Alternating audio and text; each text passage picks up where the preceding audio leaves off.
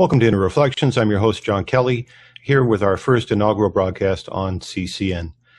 Today's headline news concerns 12 dead in what is supposedly a terrorist attack at a Paris newspaper. One man who witnessed the shooting has stated, "At first I thought it was special forces chasing drug traffickers or something. We weren't expecting this.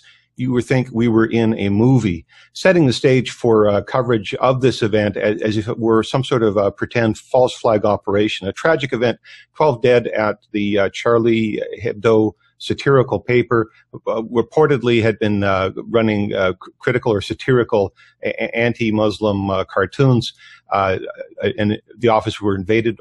Armed gunmen came in and shot up the place, killed 12 people and escaped, but they are described by witnesses as if they were special forces, as if the scene that was witnessed was in fact some kind of a film. Where have we heard this before? What events in recent times have been colored in such a way as to make us understand that the world is run on subterfuge and conspiracy, and that political events are staged in order to push aggressive laws or bills or statutes that the public would outright reject under any sane pretext. This is the news from Paris. I'm John Kelly. I have made a name for myself in international media, and particularly radio, where I was a former CBS radio feature producer, as an analyst, as an investigator, as a journalist, as somebody who produces news intelligence. My website is yourinnervoice.com. And I'm also a co-founder and columnist at newsinsideout.com, where we're covering stories like the Paris shootings and other false flag operations around the English-speaking world, and producing news intelligence that is unique and insightful. I'll be sharing with you today some of that reporting, some of this content that I have produced in relation to the shootings in the parliamentary buildings in Ottawa, Canada, the nation's capital, that happened recently, as well as the sniper fire in the Ukraine and Kiev that was fundamental to the push to the ouster of their democratically elected government, to the new regime being established in Kiev, the internal civil wars, and pending, looming disastrous conflict with Russia that is overshadowing that issue. Some people believe that is attempting to push us into a nuclear World War III. I have very interesting insight that I've produced documenting key speakers surrounding each of these events. I was at my desk earlier this morning looking for further insight into the Paris events, and I did listen to both Secretary of State John Kerry as well as Ban Ki-moon, the UN head, and their statements to the press. However, there was no keen insight that I was able to grab so far. Maybe more speakers will come forward. President Obama and others may come forward with more insightful remarks, or at least I will be able to extract insight from those remarks. You know, my methodology is very controversial, and it is widely known not only for its novelty and controversy, but also for producing factual, tangible information, intelligence that can be vetted and measured against real-world events, and in many instances, very many prominent instances, has been demonstrated as true and insightful. I use a very simple procedure that reflects, excuse the pun, reflects the methodologies used by astronomers and their reflector telescopes. You know, probably by now everybody in the world has heard of this gadget known as the Hubble Space Telescope. It's been around for a long time, producing some marvelous images that particularly the online audiences have had access to, high-resolution images of the stars, space, celestial phenomena, really some marvelous insight that's come from that and other related instruments. Well, what most people may not have discerned in their study of all the Hubble photography is that it is based on a technology known as a reflector telescope. It's fundamentally using a mirror to indirectly reflect photons back into the lens systems and the camera systems in order to help astronomers draw conclusions about the nature of the universe. And so, through indirect observation, astronomers are using reflector telescopes in most of the largest installations, terrestrial and space-based installations, telescope installations. They are using reflector technology or mirror technology. This can be traced back to Isaac Newton's pioneering work in the 17th century, in which he introduced his mirror-based telescope, his reflector telescope, with which he was able to discern both the phases of Venus and the moons of Jupiter. Now, Newton was working with reflector technology, mirror manufacturing technology of the time that utilized metallic mirrors, and those metallic mirrors had 34% light absorbency. And so he had 34% signal loss. And at the same time, under such lossy conditions, he was still able to discern known scientific phenomena like phases of Venus, moons of Jupiter. Now, if our transmission today was suffering from 34% signal loss, you may find it very difficult to understand anything that I'm saying, because my sentences would be truncated, words would be missing, maybe important statements would be cut off. At 34% rate of signal loss is quite significant.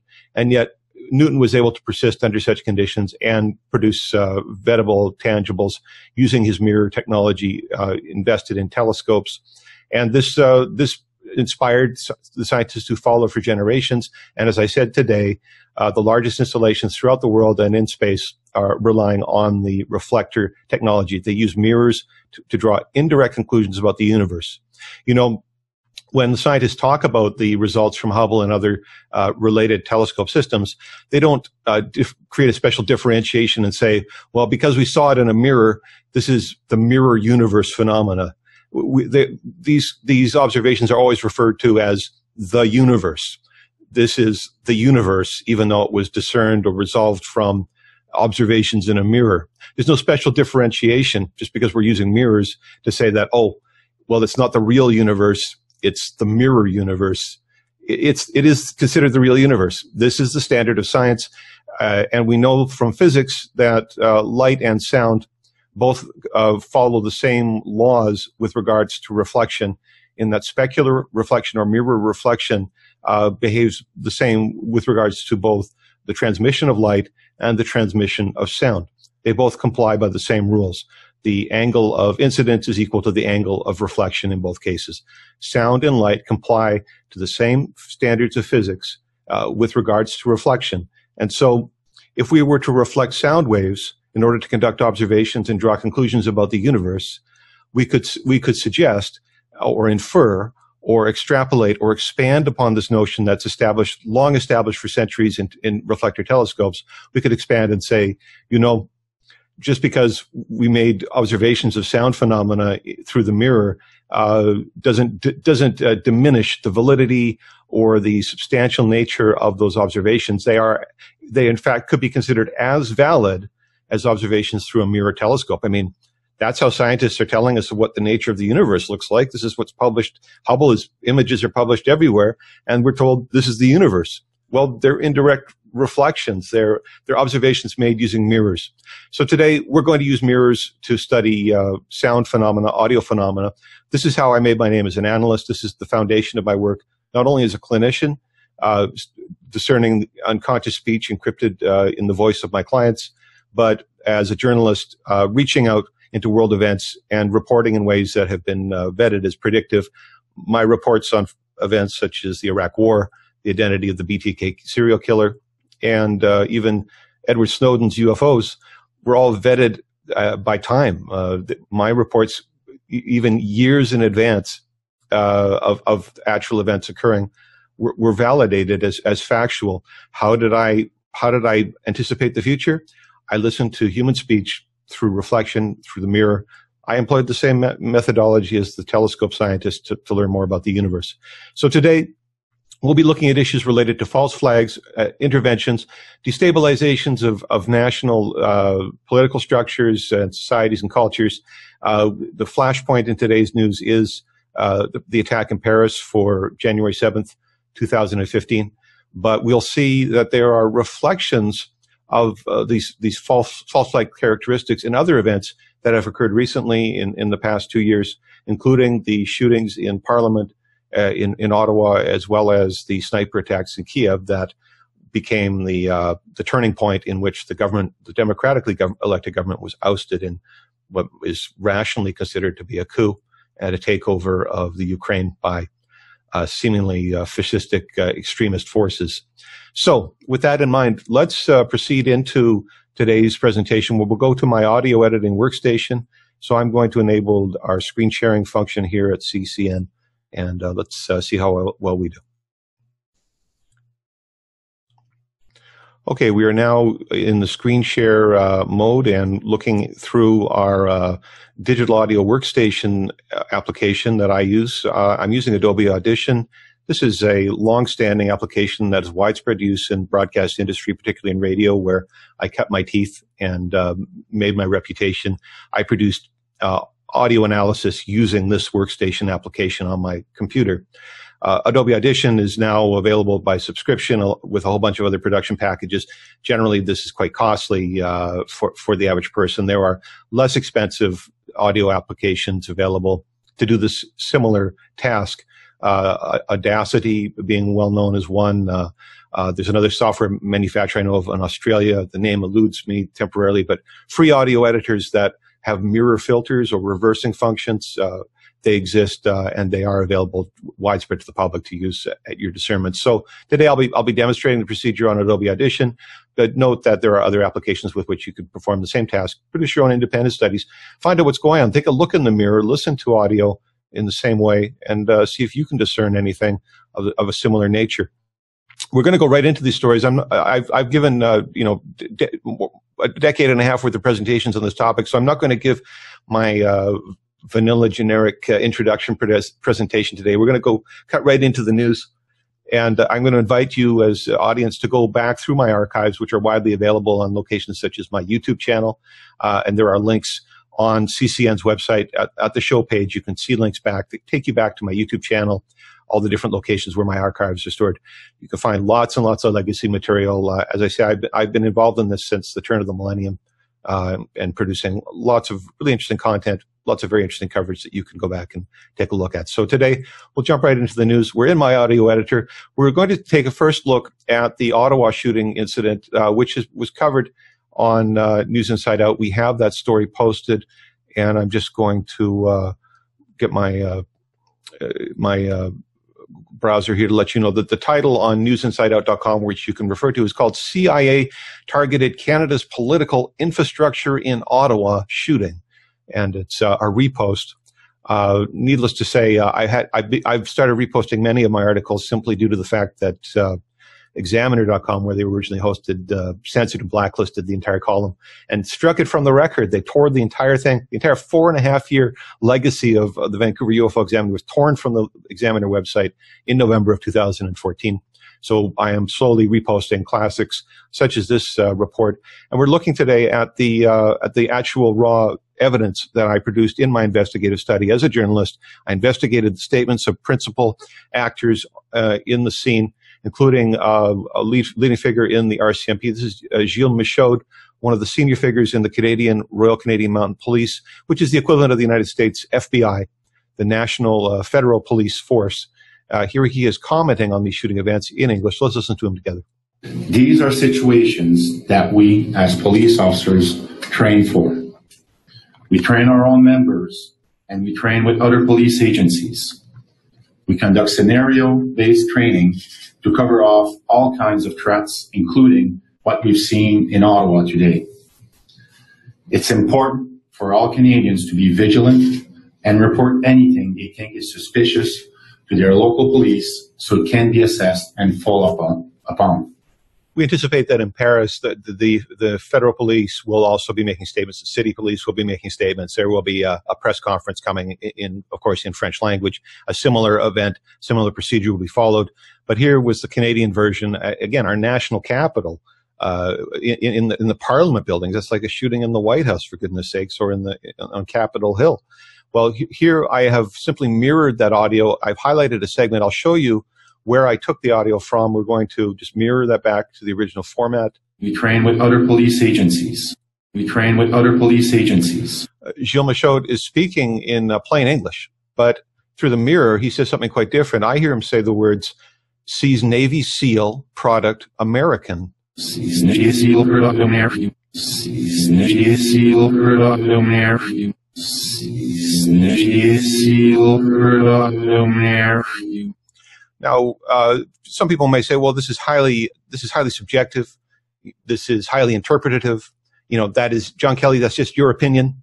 I have said there are baselines. In other words, that my evaluations historically have been vetted as factual on global events, the Iraq War, which is some military forensics, police forensics related to the BTK killer, as well as studies of members or former members of the intelligence community, Edward Snowden, his UFO papers.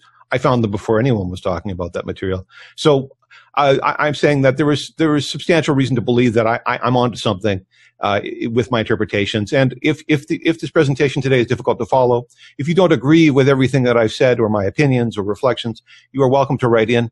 I'm sure there is messaging functionality at CCN. You can write to me, or at News Inside Out, news@newsinsideout.com. You can write there, or John, Jon at yourinnervoice.com. You're welcome to reflect back your comments, and we can explore your comments in further future shows.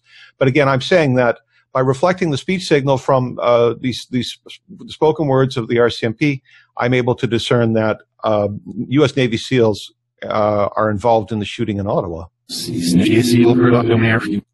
I think this is kind of interesting, to say the least, because American intervention in Canadian politics was not a conclusion drawn by the mainstream press. My reporting on this was quite different. I put myself out on a limb. I stuck my neck out to cover the story in such a different and unique way, and yet there is reason to believe that there is something to this. And as we dig further into the story, we'll see more details that expand upon this notion of intervention, of false flag, of foreign intervention in Canadian affairs, as well as we will also discuss how it is that the Navy SEALs were being used by the CIA as far back as 1963. I reported on this, and you can read the story on newsinsideout.com, where I found a quote stating that the SEALs were involved in the CIA-sponsored Phoenix program, where it targeted key northern Vietnamese army personnel and Viet Cong sympathizers for capture and assassination. The SEALs were contract killers for the CIA in 1963. Well, this is 2015. I mean, has anything changed? I'm talking about known events of the Vietnam War, which are decades old, as precedent for understanding that in the role of contract killing, SEALs have been a go-to body utilized by the U.S. government through their agency, the Central Intelligence Agency. There's further insight that emerges from these statements, these public press conference statements. Let's go further into the RCMP.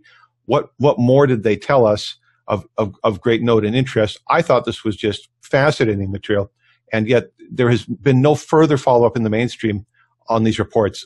This is really game-changing intelligence, quite frankly, and it says a lot about false flags in places like Paris, where there was a tragic shooting today in which 12 people lost their lives. Here's more from Gilles Michaud. We basically draw all of our resources towards any threat that exists and actively investigate those individuals. RCMP committed to investigation. Let's take a look again. My source audio. Where am I deriving this phenomena from? We'll just go back to the original format. And actively investigate those individuals. I use my digital audio editing workstation to mirror the audio, and in doing so, I detect these words. We saw that alien son make that deal mechanic.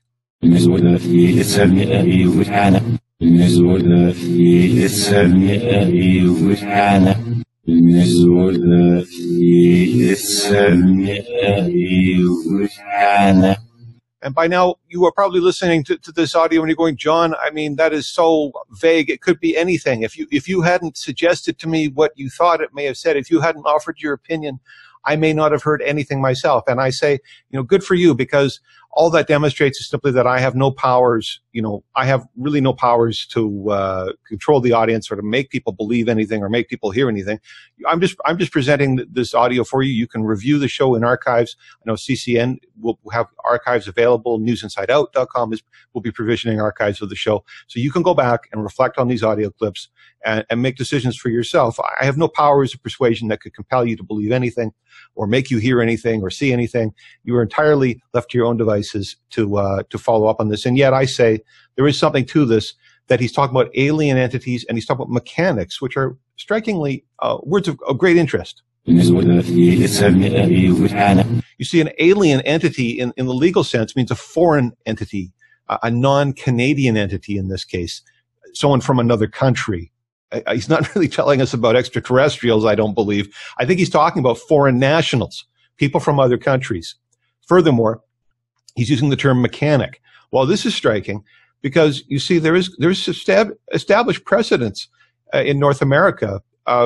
Domestic assassinations in North America, as reported on newsinsideout.com, they're also identified as contract killings involving hitmen known as mechanics. In a 2014 story that appeared in the online edition of the Vancouver Sun, a Livermore, California golf coach faced charges of attempting to solicit a killer for hire in a case where Alameda County District Attorney's Inspector Jeff McCourt noted, the term mechanic is often used to mean hitman or contract killer. A hitman or a contract killer. This is characterizing the shooting in Ottawa in which a Canadian Armed Forces personnel member was reportedly shot to death, as well as the storming of the Parliament buildings by a gunman, where the gunman apparently was shot as well and killed. It's characterizing the whole thing as a contract killing. And it's furthermore expanding upon our understanding that there were military personnel, foreign nationals, from a foreign military organization known as the U.S. Navy SEALs, that they were participating in this event. A contract killer for hire. The mechanic. Wow. It's as if the RCMP at some level are in touch with this issue. And because of its political sensitivity, I mean, Canada and the U.S. are occupying this world's largest contiguous border, and the risk, the peril to our trade arrangements. We are the United States' largest trading partner. Well, for goodness sakes, are we willing to sacrifice hypothetically one member of our military personnel to protect those billions of dollars that are flowing across the border every year? Well, you bet those politicians in Ottawa are going to do everything they can to protect the business interests that, the lobbying and the spending that is keeping them and their cronies in office. So you can be guaranteed that this would not be something the RCMP would be stepping up to the plate with, even if they had the slightest suspicion that there was more to the shooting than what was reported in the press. The chief of police in Ottawa also had something to say, at least through the Mirror, he had something to say, further expanding on our understanding of foreign nationals, foreign intervention in Canadian affairs. Here are his statements from the press conference. What I can tell you that at 9:52 this morning, we received a call regarding multiple calls through 911 that there was a shooting at the National War Memorial. The sequence of events subsequent to that, there was an incident on Parliament Hill. We're not in a position to confirm the timing or that sequence of events because that is still under investigation. Have you retrieved a weapon? We're not going to comment on that at this point. There they are doing their dutiful work. The chief of police appearing at this difficult time. I mean, security at the nation's capital was being threatened. What were the police doing about it? Don't you think that there was incredible pressure on the police to answer for how somebody got in and ran amok with a gun and was shooting at people? All this nonsense going on in the seat of government of Canada. I mean, wouldn't that be like a priority, number one priority, to protect our institutions and protect the stability of the Canadian government? So certainly all eyes were on the police forces, and dutifully the RCMP and the chief of police of Ottawa all made their appearance and spoke to the press. They were visible, they were on the job. But backwards, I think he said something else. I heard him say this: the dead man amok, as in a mock-up. The dead man amok, Pentagon. Yeah,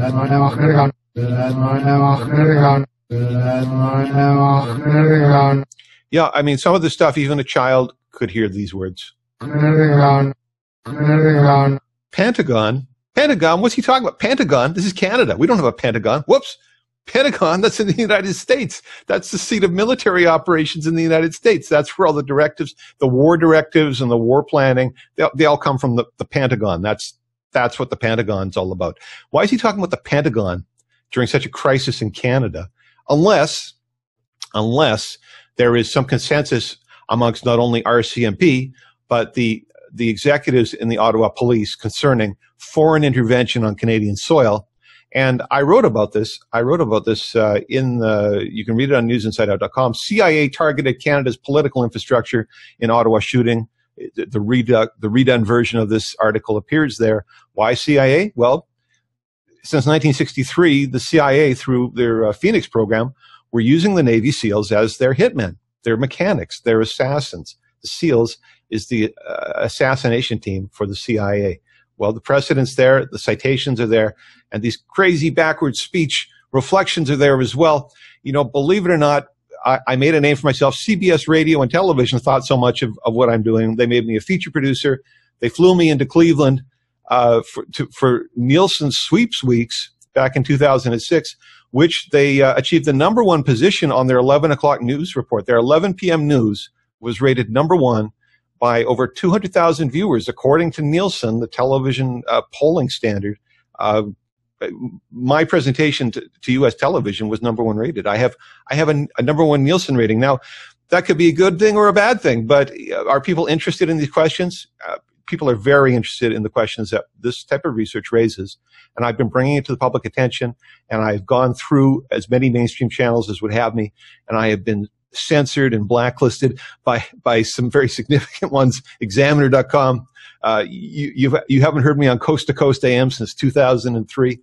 Well, that maybe has something to do with the type of expose reporting I'm sharing with you now. You know, why are people putting me on the air and then retracting me, putting me back on the sidelines? You know, what's going on? I mean, how can we be how can the mainstream be on two sides of the fence with this important issue, with these disclosures and these discernments?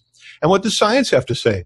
I mean, there's only been citations in the Royal Society Philosophical Transactions Journal, Philosophical Transactions of the Royal Society. I mean, isn't that a highly esteemed scientific journal? And what about Nature? Isn't that one of the most prominent journals of science in publication? And yet both have had something to say about detection of human speech through backwards recordings. Citations that were published at the end of the last century and at the beginning of this century. Dr. Koresh Saberi from the University of California at Irvine was a co-participant in a study in which laboratory subjects were asked to listen to forwards and backwards spliced audio to see if intelligibility suffered. The more the backwards audio, higher percentage of backwards audio included in the recording. They determined through their scientific means, through their statistical procedure, they determined that in fact the human brain understands backward speech. The Associated Press ran that title, Human Brain Understands Backward Speech. That was run at that time. And this interesting experiment was cited by the Royal Society, of which Isaac Newton was in fact one of the presidents in his time. Newton, who popularized the use of mirrors in science through reflector telescopes, who became the president of the Royal Society during his lifetime. That same Royal Society reflected upon the significance of mirror-reflected audio in the end of the 20th century and considered it of due importance enough to include in the Philosophical Transactions. I mean, isn't that a highly prominent scientific journal? And what are these scientists doing talking about mirror-reflected audio? I guess it's because they understand, at a fundamental level, they understand that audio and light both comply with these standards of physics, what is known as the law of reflection, that the angle of incidence and the angle of reflection are the same for both light and sound. And using reflector telescopes, we make interpretations and conclusions about the nature of the universe. That's established precedent. There's multi-billion dollars worth of installations all over the world and in space doing this 24 hours a day. That's an established precedent. They understand that. And now we have members of the public using digital audio workstation tools that are widely available on their desktops to conduct remote studies that rely on speech signals, acoustic signals, reflected through mirrors to draw conclusions about the nature of the universe. We're doing it with sound now. It's quite a bit more subtle. We don't have as many visual cues. And yet, as I've related, and as you'll find in my legacy of reporting, which spans over 15 years, I've been doing this publicly for 15 years, making these reports. How many people were able to report the shock and awe strikes against Baghdad with such precision and do it 2 years before it happened? How many people were able to identify the BTK killer, this terrible serial killing tragedy in Wichita, Kansas? How many people were able to identify the killer based on such strange, abstract evidence as I took from his voice? And how many people reported on Edward Snowden's UFOs so early, 9 months before that was published from his archives in The Intercept? Well, this method was successful in doing those things. So why don't we look further into these findings and see if we can make more sense out of false flag operations that may be taking place all over the world in attempts to destabilize society and to undermine what is going on, in terms of community building, safe families, a future for children and grandchildren, democracy, different values that we think are important. Let's jump ahead in my coverage. We have Ukraine, which is a very troubled part of the world, disastrous consequences in the Ukraine, in civil war, and looming potential nuclear World War III with Russia. Every day, the continued threat of that condition grows. And at the same time, Russia playing incredible brinkmanship and diplomacy and seemingly navigating without violence, and even intervening in the Ukraine with humanitarian operations. I think they have at least 10 or 11 convoys of medical supplies and other necessities going into the people in Donetsk and other regions of the East Ukraine, people who are suffering under punitive attacks, artillery bombardments of their towns and cities, just horrific conditions. Russia's been there on the front lines with humanitarian aid. That is something very important to note, that even while they are being demonized in the West through the propaganda, the mainstream BS machines, the Russians are in there with humanitarian aid. That is just awesome. And it shows the spiritedness of the Russians in not only caring about the defense of their borders, but also about the conditions of people, their neighbors, and the region, the stability of the region. I mean, the people living in East Ukraine will remember the Russians for their humanitarian aid, if nothing else. And we in the West should acknowledge that too. Well, the Maidan conspiracy, I cover this on newsinsideout.com. British black ops in Kiev sniper attacks. Well, this is another angle that was never covered in the mainstream. The British were there destabilizing Kiev, where they had some role in these sniper attacks. These horrific sniper shootings that killed both police and protesters took place during the Maidan events in Ukraine. And some of us who've been following the news may be familiar with the fact that there was a huge series of protests in the Ukraine that commenced, if I have my dates correct, I believe it was late 2013 and rolled into early 2014, leading to an overthrow of their democratically elected government. There were many fascist, right-wing neo-Nazi figures who appeared in these protests, and you can see there's lots of photography and video showing these dudes who look like junior SS fanboys, running around, throwing Molotovs at the police, Molotov cocktails at the police. These are peaceful protests. These are violent protests. This is insurrection and anarchy that was being fomented there. And to top it all off, snipers got involved and started shooting at everybody. And this created a moral outrage in which the government was blamed for the shootings, and fomented support for the overthrow of the government, which occurred. A real study in destabilization and proxy warfare, false flag operations is still happening now, and the aftermath is happening now. There is tremendous pain in the Ukraine with ongoing civil war and division that needs to be remedied. And all concerned parties, involved parties, Europe, Russia, everywhere, need to get behind initiatives related to stability, reintegration of society, and the founding of a future for those people. There are generations yet to come from the Ukraine. The world has benefited from the Ukraine population in the past. They can be solution providers again if we support them to find stability in their own country. So, what do we know about the Ukraine? Well, there was my reporting started with the leak of a wiretap conversation between European policymakers that was leaked to the internet on March 5th, 2014. You see, I'm producing a form of surveillance, but I am conducting myself in a lawful and ethical way. I'm using publicly available sources. I didn't actually interfere in anyone's telephone call. I just took or made use of existing audio materials that had already been published from outside sources. And yet this was very insightful material. There had been earlier leaks that had demonstrated the kind of mentality that was guiding U.S. diplomacy towards the Ukraine. I think Victoria Nuland was notoriously caught on a phone call talking in disparaging ways about the Ukraine situation. This was another in a series of wiretaps that emerged, and it offered great insight.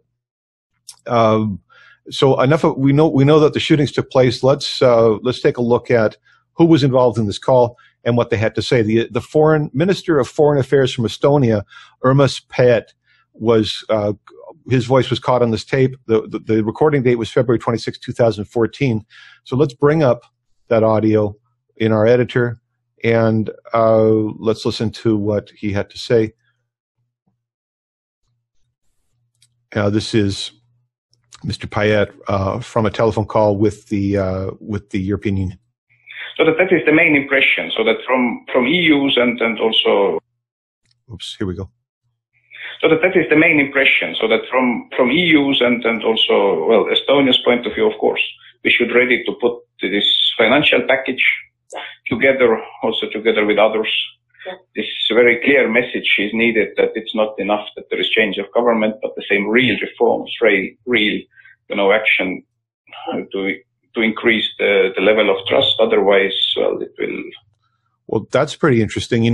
There's a Freudian slip in there, and I'm not sure if my screen share is working properly, because I do see there's some strange indications. I'm going to stop the share for a second and come back out, and I'm going to go back in and attempt to see if I need to make a fix, just to make sure you guys are getting the right screen here, because I'm trying to show my audio editor. So we're back with screen share, and first off, I want to point out that Mr. Payet had a very interesting Freudian slip. This is involuntary speech where we unconsciously say things we don't necessarily mean to say. Well, I heard him say this. And badly. Whoops, I'm sorry. Here it is. Here's the Freudian slip. Raid. I heard the word raid. That's just, his normal speech. It was a Freudian slip. He dropped it in here. This very clear message is needed that it's not enough that there is change of government, but the same real reforms, real. Raid, real? He's having trouble making up his mind. Part of him wants to talk about a raid. Well, I got in touch with that part of him. It was by looking in the mirror. I heard him say the words, "The English did some raid." The English is some raid. The English is some raid. The English is some raid. That's the foreign ministry of Estonia implicating the Brits in events in the Ukraine related to sniper attacks. That was the topic of the conversation, was that doctors on the ground had started examining the bodies to see the gruesome details and make a forensic audit of the shootings.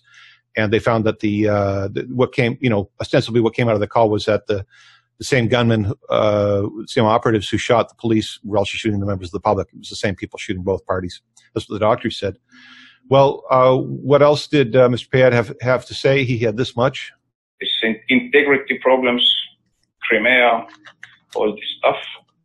Region's party was absolutely upset. They say that, well, they accept this, that now there will be new government and there will be extraordinary elections, but there is enormous pressure against the members of parliament, that there are uninvited visitors during the night to party members. Yeah, lots of thuggery in the Ukraine, trying to intervene in their democratically elected government and the stability of their governance of that country. Well, further insight, I heard Mr. Payet say the words, "This guy loved the death head. Spy pulls puzzle with thoughts to shoot." This guy loved the spy pulls puzzle with thoughts to shoot. This guy loved the spy pulls puzzle with thoughts to shoot. This guy loved the spy pulls puzzle with thoughts to shoot. A death head, like the Nazi symbol or of the skull, or the skull and bones symbol of Yale, from where current Secretary of State John Kerry is a member of Skull and Bones, emblematic of John Kerry and his Skull and Bones relationship, as well as the Nazis, because people from Yale were involved in the Third Reich in the 1930s, including Prescott Bush, and his legacy of doing business with the enemy, spies, intelligence operatives, and shootings. All those themes emerge in Payet's unconscious speech. But it's really Catherine Ashton, the Baroness, who's on the other end of the call, who gives up the ghost, so to speak, and tells us what's going on. She really speaks in such a direct way. For someone who's speaking so indirectly, her message is acute. And this is where the story comes together. Let's listen to Baroness Ashton on this wiretap call from early 2014. And I've said to the opposition leaders shortly to become government, you need to reach out to Maidan, you need to be, engaging with them. You also need to get ordinary police officers back on the streets under a new sense of their role so that people feel safe. I said to the part of the region's people, you have to go and lay flowers where the people died. You have to show you understand what has happened here. Absolutely. Because what you're experiencing is anger. All right, what you're experiencing is anger. Well, who's the angry party is what it all comes down to. It's quite evident. The Brits were in Crimea, something called the Crimean War. The Brits were involved on the Wayback Machine. I think that's 19th century warfare. So there's a British legacy of warfare in Crimea, and Crimea was at stake. And the Russians rejoined with Crimea based on local referendums. The local population of Crimea said, we want to come back to Russia. And so Russia assumed Crimea and the naval base that they already had was already stationed there as part of Russia. Well, it seems, according to Baroness Ashton, there was some feeling in Britain about Crimea and British claims to Crimea, having shed blood there and treasure back during the Crimean War. But wow, when I listened to her backwards, I heard her say the words, "The English Queen, Maidan's conspiracy." Do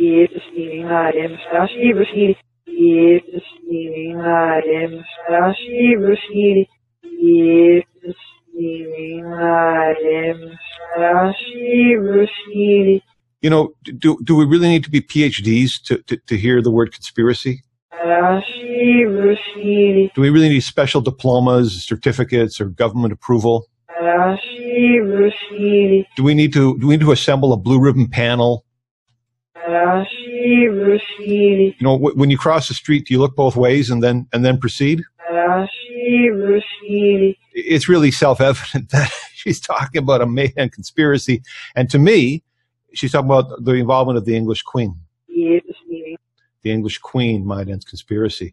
Well, she seemingly continues to amplify this sentiment in her remarks because she has more to say about the Queen further, in which I conclude that she says the words "cause death, Queen."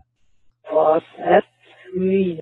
Cause death, Queen. Cause death, Queen. My goodness. And she's implicating the British monarch as the cause of death. That's, causality is inferred through this indirect statement, which is telling us something about the nature of the universe, ostensibly at the same level of credibility as any observation made through a reflector telescope like Hubble. I mean, if it was Hubble that was telling us this, would we find that credible? After all, Hubble's using mirrors. It's all mirror-based, isn't it? Well, she goes on further. There's one more statement here. She says, "Death, rape, go deeper, this war." Yes, this war. Yes, this war. Yes, this war. The way they've been bombarding those towns in eastern Ukraine, I mean, the prospects for recovery are just abysmal and dismal at this point, that the Ukraine, those people will ever recover from being artillery bombarded in their towns and cities. I mean, they're turning the place back to the Stone Age. Talk about a rape of institutions and resources. Seemingly there's some kind of ancient legacy of vengeance and hatred, some animus between the Brits and the Ukrainians, in which there was British invective to punish the Ukraine, and perhaps related to the legacy of bloodshed in the Crimean War. I'm only relying on what I heard the Baroness say, but it seems she said so in such a way it was so evident even a child could make sense of it. I mean, I checked to make sure that the light is green before I proceed, and when I get that green light, I begin to walk. I'm making life and death decisions every day about crossing the street. I'm doing so based on sensory data that my sensory organs are assimilating from the environment. I'm hearing things, I'm seeing things, I'm feeling things, and based on those sensations, I'm making life and death decisions like I'm crossing the street. Well, people die in auto accidents all the time, but that hasn't stopped people from putting mirrors in cars or driving their cars. How is this any different? How is it any different? Here's more from Baroness Ashton from that wiretap call. I mean, this is what they've got to be careful of as well, that they need to demand great change, but they've got to let the RADA function. If the RADA doesn't function, then absolutely it's big chaos. So it's all, being an activist and a doctor is very, very important, but it means you're not a politician. And somehow they've got to come to a kind of accommodation for the next few weeks with how the country's actually going to run. And then the elections and things can change. And that's, I think, going to be quite important. I'm planning to go back early next week, probably on Monday. In this instance, I hear the Baroness draw from the popular urban underground vocabulary, which is compelling as a cultural artifact of collective consciousness. I heard her say the words, "The sheep love punishing." Sheep love punishing. Sheep love punishing. Sheep love punishing. How many of us have heard the term sheeple in reference to the public and their relationship with the elite? It seems the Baroness understands something related to this idea of the populace as sheep. Furthermore, she brings us back to Canada, where this broadcast is originating today. I am based in Vancouver on Canada's west coast. And we were talking earlier about the shooting in Ottawa Parliament, Canada's seat of government, with the armed intervention. Was it a lone shooter, or was it conspiracy on part of the CIA to use Navy SEALs to shoot up our government and destabilize our nation? Well, Baroness Ashton has things to say about Canada as well, it seems. She has some intelligence here. I hear her say the words, "You weave Canada, the shady lockup."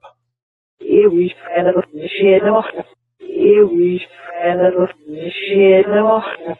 You weave Canada, the shady lockup. I mean, the enunciation seems to be quite clear. I mean, is it just my bias because I'm Canadian that I'm hearing the name of my country in Baroness Ashton's speech, or is it just the fact that she's saying it? Well, I mean, you can draw your own conclusions, but I think that's what she's talking about. Shady lockup. What does that mean? Well, black operations, black site prisons, of course. I mean, anyone who's following the U.S. news knows that the Senate released their CIA torture study at the end of last year, and there's all kinds of commentary about secret prison sites. Well, this comment from the Baroness is revelatory because it opens up this notion that Canada has also been used as a black prison site in these torture crimes. And Canada's CIA relationship goes back into the MK Ultra research conducted at McGill University in the late 50s and early 60s, which became the foundation stone for the Kubarek torture manual and the torture programs that were used in contemporary times at Gitmo, Abu Ghraib, and these other notorious black sites, these atrocious crimes against humanity. Canada played a role in the fascist experiments that were conducted against the invalid, against the unwell, against the vulnerable population of mental health patients were being subjected to these torture experiments involving overdosing people on LSD, sleep deprivation, all kinds of other constraints on their rights. There were lawsuits against the federal government of Canada for what happened there that are still being heard in court. So in Canada, we know about MK Ultra. We know that Montreal, McGill University was one of the places where this was taking place, and it was covered by McGill Student University. So Canada and CIA black prison operations, is it a stretch? You know, we were torturing people here in the 50s and 60s just because CIA. You know, just because world's largest international land border or contiguous border, or world's largest trade partner with the United States, just because. Well, that's Canada for you. Let's go further. Another Canadian reference from the Baroness. She says, "Devil raid, we've used Canada in our bogus bug hunt."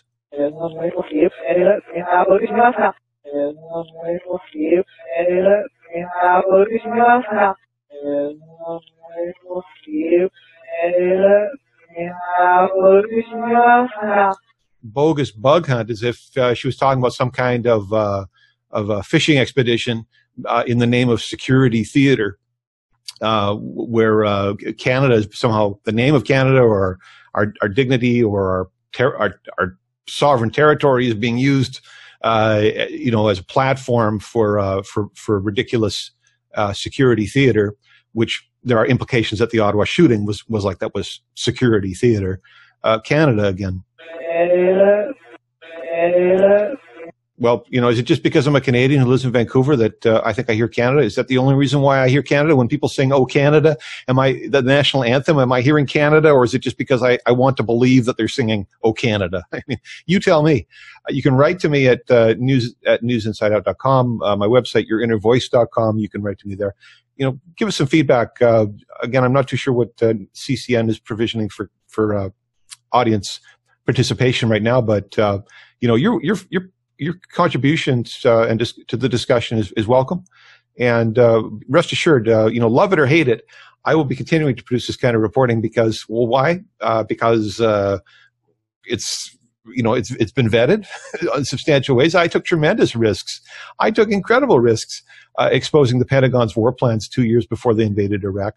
I knew with military precision where the shock and awe strikes would take place and that they would be using a missile strike in doing so, in attacking Baghdad. And I presented that to the public and hundreds of radio outlets for the 24 months leading up to the war. I was there on the front lines exposing the truth about America's war plans, bypassing the intelligence security perimeter of the Pentagon's war planning department. I'm still here today to share this information with you, but yeah, I was, my legacy of doing this work was forged in the fire of intense pressure. And have there been repercussions? At the same time, of course. I mean, I crossed the threshold of intelligence security on a national level to share this news intelligence with the public, and I did so at the turn of the millennium.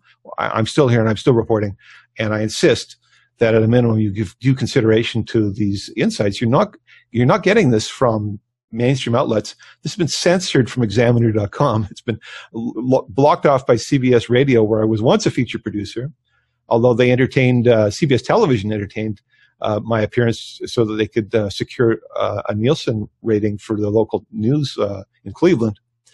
You're not getting this on reality television. You're not getting this on mainstream news. Although, the tide may turn. I mean, with more support for initiatives like CCN or newsinsideout.com, we may be able to turn the tide of opinion and get more of this type of content back in the news and away from, what Britney Spears ate for breakfast and more into, why is Catherine Ashton talking about black prison sites in Canada? I mean, maybe somebody should be investigating black prison sites in Canada and Canada's role in supporting CIA torture. Maybe that's newsworthy, and maybe that's what we really need to put our resources on. Just a suggestion. I mean, it's just my opinion, right? This is just John Kelly and inner reflections, but something to think about. And certainly these ideas have been on my mind. We're coming up to the final few minutes, and I have a lot more to share, and we won't get to all of it today. But I think it's worthwhile to point that John Kerry, who spoke earlier this morning with regards to the shootings in Paris, was also present talking about the shootings in Kiev, and he was on site in Kiev, and he had a lot to say. Let's take two of his clips that I think are important to the story and to today's report from the Secretary of State. It was very moving, and it gave me a deep personal sense of how closely linked the people of Ukraine are to not just Americans, but to people all across the world who today are asking for their rights, asking for the privilege to be able to live, defining their own nation, defining their futures. That's what this is about. Remember how I said earlier that the CIA, through their Phoenix program, utilized the SEALs as the contract assassination squad? The Phoenix program is again cited here in contemporary speech. John Kerry says the Phoenix sat up. Scary, the Phoenix sat up. Scary, the Phoenix sat up. The Phoenix sat up. The Phoenix sat up. John Kerry, Vietnam War vet, outspoken anti-war protester in the early 70s. I think he was in touch with this idea that the Phoenix program existed. The Phoenix. And he's talking about it again. He's talking about it in light of the Ukraine shootings, destabilizing governments. That's what this Phoenix program was about, destabilization. The sniper shootings here are reflected upon in Kerry's unconscious speech in terms of a Phoenix program that's been resurrected or sat up. it rose up again. It was resurrected. The Phoenix program, a resurrected Phoenix program. It's not the only time I report on references to the Phoenix program with regards to recent events. There is more Phoenix-related content, I believe, in my stories on News Inside Out.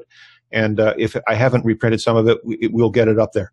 Let's look to more John Kerry, more insight with relationships to British involvement in the sniper attacks.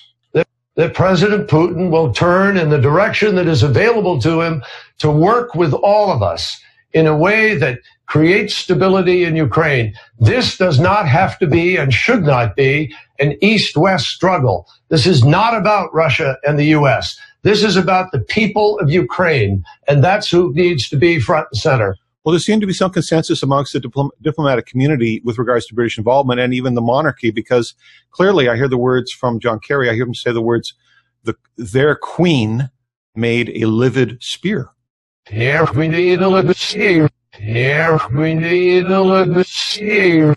Here we need a livid spear. A spear, like the point of a violent intervention. A livid spear, a spear of anger. Catherine Ashton talked about people who are angry. And here John Kerry is talking about livid spears and the Queen. Ashton and Kerry are both talking about the Queen in their unconscious speech. It's just like they were sleep talking in their dreams about having these events go on.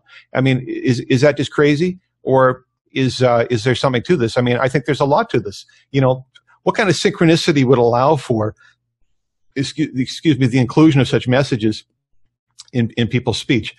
I really do think there's a lot to this, not only because I lived through the dramas of reporting the facts before they happen on world-scale events, on identifying serial killers through these incredibly abstract messages that ID'd them with known evidence in the case, or picking up on Edward Snowden's UFOs 9 months before The Intercept published the UFO images from his NSA archives. I mean, it's not only because I lived through all those experiences and saw my work validated by the test of time. How many speakers and presenters in politics, economics, business, or the alternative media have been validated to such an extent as these findings? I suggest to you, it is rare to find such intelligence of such a precise nature with such validation on such a large scale in any of those venues. This is a rare opportunity, in other words, to gain insight and understanding. If we're willing to tolerate some differences of opinion and perspectives, and my way of presenting may not be for everybody, but I think beyond my personality, it's the issue itself of unconscious communications and the opportunity for us to bypass the filters of the ego and the filters of the censor and get into some authentic, involuntary truth. It's like we're listening to these speakers talk in their sleep as if we were privy to the innermost thoughts and secrets of their minds, all through the speech signal. And we know that speech as an acoustic phenomena behaves the same way as light, as photons do in terms of reflection. The mirror interacts with both the same way. And we know that astronomers are using Hubble and other instruments to look into space to draw conclusions about the nature of the universe, all based upon observations made via reflection. And I say to you that these acoustic phenomena are as valid as those astronomers' observation. This is the real thing. So stay with us here on Inner Reflections. We've got a lot more to cover in future shows. I'll be back every Wednesday for 1 hour of insight, information, news, science, reporting. We may have some guests. We may do a lot of interesting things here. I'm John Kelly. YourInnerVoice.com is my website. NewsInsideOut.com to follow my journalistic path. Get in touch with me, 1-888-453-0751, my toll-free number. I look forward to hearing from you. I look forward to further sharing with you here on our show. And thank you very much for being here. We are CCN Inner Reflections, John Kelly.